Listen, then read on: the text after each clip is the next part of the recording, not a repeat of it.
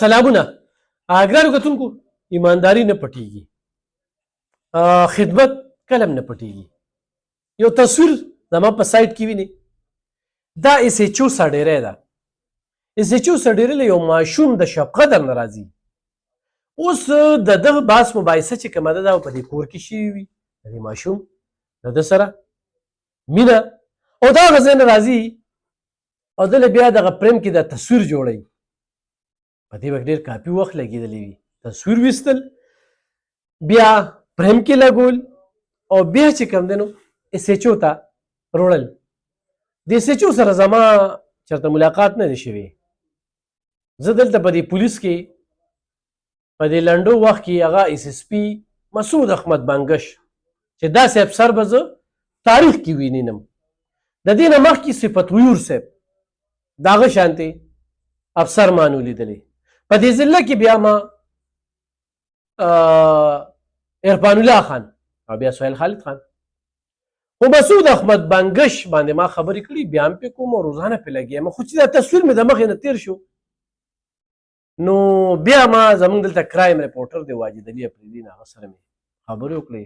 هغه بیا د دې هغه نچوړ ما ته یاد کړه چې دا اس ایچ او سرډیری دی نوید ګل خانه او دا د خپلې مینې اظهار چې کوم دی نو دا د ده سره یو 15 کلن ماشوم سمیر جان چې دا ډي پي او 400 سره چې کوم دی نو په پریم کې دغه تصویر چې کوم دی هغه ته پیش کوي. دا تصویر یې ورته ایستی دا پیش کوي او دا ماشوم مې دا د شب قدر دی. نو هغه دغه افسر هم چې ورسره کوم دی نو خپل همدردانه ایماندارانه او د هغه ماشومتوب او د بچي د پلار او زوی هغه مینه چې کومه ده هغه ښودلې ده.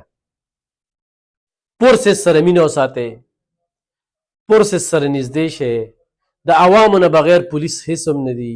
خو ستاسو تعاون موجوده پولیس سره روان وي په مختلف تاڼو په حدودو کې. دې وخت کې سیچوګان ښه چمتو دي، خو د ستاسو د تعاون ضرورت دی.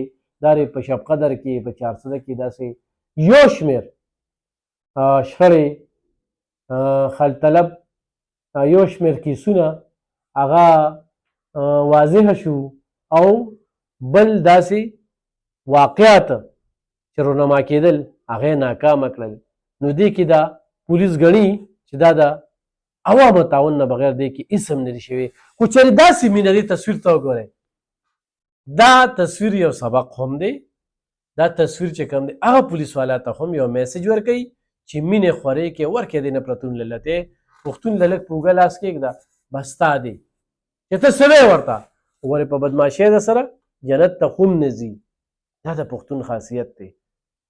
او نن سبا پښتانه خو هغه خو لکه په داسې بدرمونیران یې جوړ کړي دي، یا د سواتیان یا سواتي نه دی هغه یې جوړ کړي دي، هغه کاڼی چې دغه کړي وي که نه دغه ورته وي تاسو جهادیان یو، تاسو دا یو، تاسو هغه یې. نو دغه شان پښتانه نه، هغه پښتون چې هغه په دې خپله پښتونخوا خفه کېږي، په پورسس باندې خفه کېږي، په دغه د دوی د قربانو ته سلام پیش کوي.